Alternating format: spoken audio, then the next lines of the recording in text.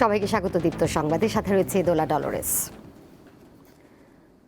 পাবনার রূপপুরে পারমাণবিক বিদ্যুৎ উৎপাদনের চূড়ান্ত পর্যায়ে বাংলাদেশ। আজ প্রথম ইউনিটের চুল্লিতে জ্বালানি বা ইউরেনিয়ামের ব্যবহার শুরু হচ্ছে। এর মধ্য দিয়ে পারমাণবিক শক্তি ব্যবহারকারী দেশের তালিকায় ৩৩তম দেশ হচ্ছে বাংলাদেশ। চুল্লিতে ইউরেনিয়াম দেওয়া হলে তা থেকে তাপ তৈরি হবে। সেই তাপে পানি থেকে বাষ্প তৈরি হয়ে টারবাইন ঘুরবে। সেখান থেকে উৎপাদন হবে বিদ্যুৎ। বিজ্ঞান ও প্রযুক্তি মন্ত্রণালয় জানিয়েছে, বাণিজ্যিকভাবে বিদ্যুৎ উৎপাদন শুরুর আগে এটি চূড়ান্ত পর্যায়ে। ধাপে ধাপে পরীক্ষামূলকভাবে বিদ্যুৎ উৎপাদন হবে। আগস্টে জাতীয় গ্রিডে ৩০০ মেগাওয়াট সরবরাহ শুরু হতে পারে। রূপপুর পারমাণবিক বিদ্যুৎ কেন্দ্রের ২টি ইউনিট থেকে মোট ২৪০০ মেগাওয়াট বিদ্যুৎ উৎপাদনের লক্ষ্য রয়েছে। মেগা এই প্রকল্প বাস্তবায়ন করছে রাশিয়ার রাষ্ট্রীয় পরমাণু শক্তি সংস্থা রোসাটম।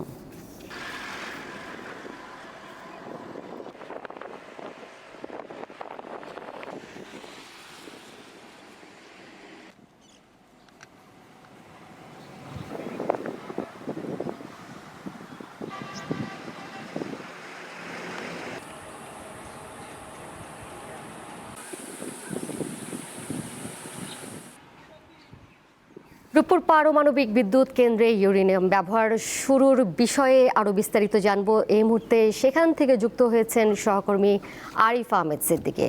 আরিফ, কখন নাগাদ চুল্লিতে ইউরেনিয়াম স্থাপন শুরু হবে এবং এ বিষয়ে যে সার্বিক আয়োজনটি রয়েছে, প্রস্তুতি কেমন দেখতে পাচ্ছেন? জি দোলা, আপনি যেমনটি বলছিলেন, মাহেন্দ্রক্ষণের কাছাকাছি চলে এসেছে সময়টা। ঠিক ৩টা নাগাদ এখানে ইউরেনিয়াম যে ব্যবহারের আজকে যে দিনক্ষণ নির্ধারণ করা হয়েছে, সেটা ৩টার দিকে এই প্রোগ্রামটা শুরু হবে এবং ৩:৩৫ মূলত ইউরেনিয়াম যে জ্বালানিটা লোড করা হবে সেটা কিন্তু উদ্বোধন করবেন। ইতিমধ্যে সকল প্রস্তুতি সম্পন্ন করেছে রূপপুর পারমাণবিক বিদ্যুৎ কেন্দ্র কর্তৃপক্ষ। রাশিয়া থেকে যে অতিথি বা যারা এই উদ্বোধনের সঙ্গে সম্পৃক্ত হবেন, ইতিমধ্যে তারাও কিন্তু এই প্রোগ্রাম স্থলে চলে এসেছেন। এখানে একটা উৎসব এবং আমেজের মতো একটা অবস্থা বিরাজ করছে। কারণ আমি এখানে কথা বলেছিলাম কিছু শ্রমিকদের সঙ্গে, তাদের অনুভূতিটা ঠিক এরকম ছিল যে টানা দীর্ঘ সময় তারা কিন্তু কাজ করেছেন, কিন্তু তাদের ভিতরে কিন্তু এক ধরনের সংশয় ছিল যে আদত এই প্রকল্প আলোর মুখ দেখবে কিনা। কিন্তু তারা এখন উচ্ছ্বাস প্রকাশ করছেন যে আমরা যে শ্রমটা দিয়েছি, আজকে সেই শ্রমের সার্থকতা তার প্রান্তে চলে এসেছে। আপনি জানেন যে এখানে যে প্রথম চুল্লি, আজকে যে প্রথম চুল্লির যে জ্বালানি ফুয়েল লোড করা হবে, এখান থেকে এইটা ফুয়েল লোড করার পরেই কিন্তু ৪৫ দিন লাগবে এই ফুয়েল লোড করতে। তারপরেই কিন্তু এখান থেকে যে প্রাথমিক ৩০০ মেগাওয়াট বিদ্যুৎ উৎপাদন হবে, এই যুক্ত হবে এবং পরবর্তীতে জাতীয় এবং আন্তর্জাতিক পর্যায়ের যে পরীক্ষা সমীক্ষণ রয়েছে, এটার পরে কিন্তু কন্টিনিউ এই যে ১২০০ মেগাওয়াট বিদ্যুৎ সম্পন্ন যে প্রথম ইউনিট, এই ইউনিটটা কিন্তু পরিপূর্ণ ২০২৭ সালের জানুয়ারির দিকে পরিপূর্ণ রূপ লাভ করবে, এমনটি কিন্তু এই প্রকল্প সংশ্লিষ্টরা আমাদেরকে জানিয়েছেন। আরিফ, আপনাকে ধন্যবাদ।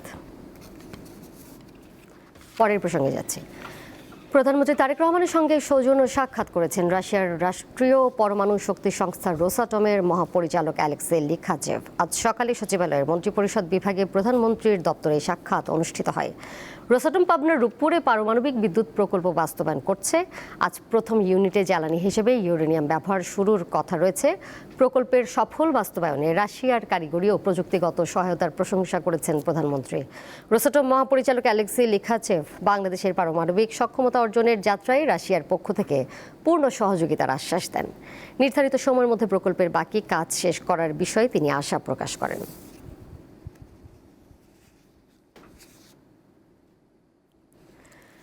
সাবেক প্রধান বিচারপতি ABM খায়রুল হকের ৫ মামলায় হাইকোর্টের দেওয়া জামিন বহাল রেখেছে আপিল বিভাগ। জুলাই আন্দোলনের সময় যুবদল কর্মী হত্যা এবং তত্ত্বাবধায়ক সরকারের রায়ে জালিয়াতি সহ বিভিন্ন অভিযোগে এসব মামলা হয়েছে। আজ প্রধান বিচারপতি জুবাইর রহমান চৌধুরীর নেতৃত্বাধীন আপিল বিভাগ এই আদেশ দেন। খায়রুল হকের আইনজীবী জানিয়েছেন, তার বিরুদ্ধে আরও 2টি মামলা থাকায় এখনই তিনি কারামুক্তি পাচ্ছেন না। 2025 সালের 24 জুলাই রাজধানীর ধানমন্ডির বাসা থেকে সাবেক এই প্রধান বিচারপতিকে গ্রেপ্তার করে পুলিশ।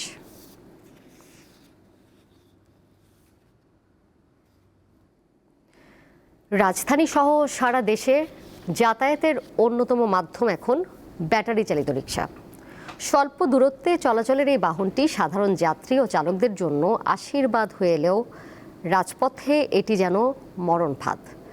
অদক্ষ চালক আর দ্রুত গতির কারণে প্রায়ই ঘটছে ছোট বড় দুর্ঘটনা, ঝরছে প্রাণ। সারা দেশে এসব যানের সংখ্যা 40 লাখেরও বেশি। এগুলো চার্জ দিতে প্রয়োজন হচ্ছে বিদ্যুতের বড় অংশ। ব্যাটারি চালিত রিকশার দৌরাত্ম্য নিয়ে 2 পর্বের প্রতিবেদনের আজ প্রথম পর্ব। নাম অটোরিকশা। কারো কাছে এটি অল্প পুঁজিতে আয়ের উৎস, আবার কারো কাছে রাজপথের মূর্তিমান আতঙ্ক। অল্প সময়ে গন্তব্যে পৌঁছানোর এই বাহনটি কি আমাদের জন্য আশীর্বাদ নাকি এক নীরব অভিশাপ? আজ আমরা খুঁজব সেই উত্তর।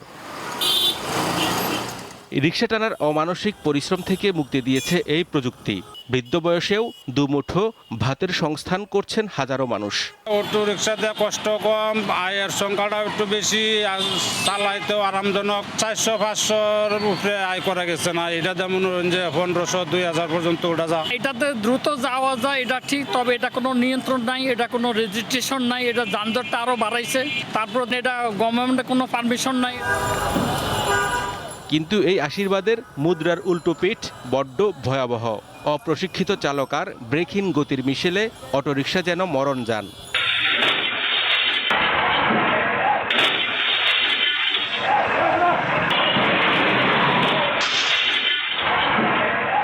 গত 1 বছরে পঙ্গু হাসপাতালে আসা রোগীদের বড় একটি অংশই এই অটোরিকশা দুর্ঘটনার শিকার।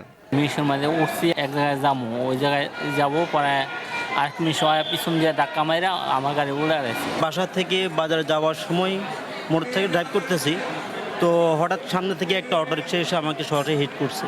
হিট করার পরে আমার পা দুটো হাড়ে ভেঙে গেছে। যারা এই গাড়িগুলো চালাচ্ছে, they are not trained, they are not actually for this to drive. ও রাস্তার সাথে যে 3টা চাকার অ্যাডহেশন, মানে খাপ খাওয়া ধরে রাখা, এইটা কাউন্ট করা আছে। যখনই স্পিড বাড়ে যাবে তখন কিন্তু ওর লাইট হয়ে যায়, ওর adhesion capacity with the road কমে যায়।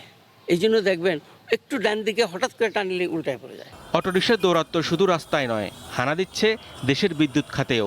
পরিসংখ্যান বলছে সারা দেশে চলছে 40 লক্ষাধিক ব্যাটারি চালিত রিকশা, যার সিংহভাগই চার্জ দেওয়া হয় অবৈধ সংযোগ বা আবাসিক মিটারে। অবশ্যই সিস্টেম লস হচ্ছে। প্রায় 60% ইভি এরা আসলে জেনুইন লাইন, বৈধ লাইনের মাধ্যমে তারা বিদ্যুৎ সংযোগ নেয়নি। সে জায়গাতে একটা বড় ধরনের ক্ষতি সরকারের হচ্ছে, এতে কোনো সন্দেহ নাই।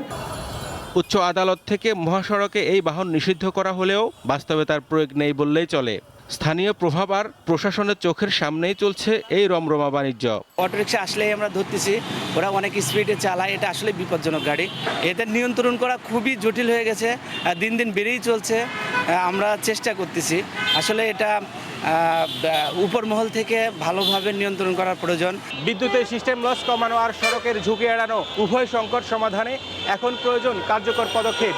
গতির নেশায় অঙ্গহানি রোধে ব্যাটারি চালিত রিকশা বন্ধের পাশাপাশি এর সাথে জড়িত মানুষগুলোর কর্মসংস্থানের বিষয়টিও গুরুত্বের দাবি রাখে। বিশেষজ্ঞরা বলছেন আধুনিক নগরায়নে শৃঙ্খলা ফেরাতে এর কোনো বিকল্প নেই। হেদায়েতুল্লাহ সীমান্ত, দীপ্ত সংবাদ, ঢাকা। আন্তর্জাতিক প্রসঙ্গ, যুদ্ধ বন্ধ ও পরমাণু প্রকল্প ইস্যুতে ইরানের দেওয়া সাম্প্রতিক প্রস্তাবে খুশি নন যুক্তরাষ্ট্রের প্রেসিডেন্ট ডোনাল্ড ট্রাম্প।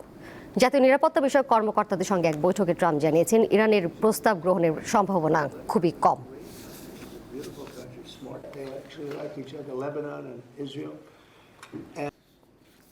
এই ছিল এখনকার মতো। পরের সংবাদ দেখবেন বিকাল 5টায়। এছাড়াও আরও তথ্য এবং বিনোদনের নানা খবরাখবর জানতে যুক্ত থাকুন দীপ্ত ডিজিটাল প্ল্যাটফর্মে। ধন্যবাদ সবাইকে।